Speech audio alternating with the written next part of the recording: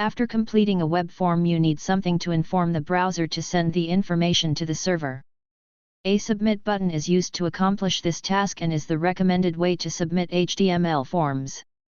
It is defined using the tag input type equals submit, and its value attribute acts as the button's label.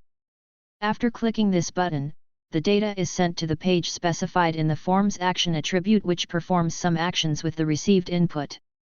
In this exercise, the information is sent to a page xyz.php on the server.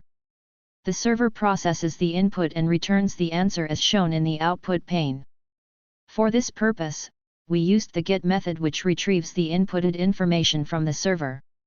At this stage, if you click the submit button after running the example code, you'll get an error indicating that the browser could not find the file xyz.php. This is because we haven't set up a backend server to fulfill the request.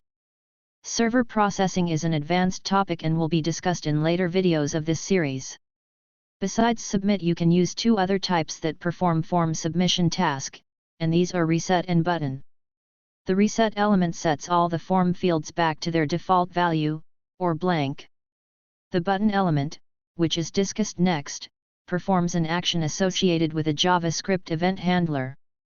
If the user presses a submit or a reset button, you can detect it with the onSubmit or onReset event handlers. For generic buttons, you can use an onClick event handler.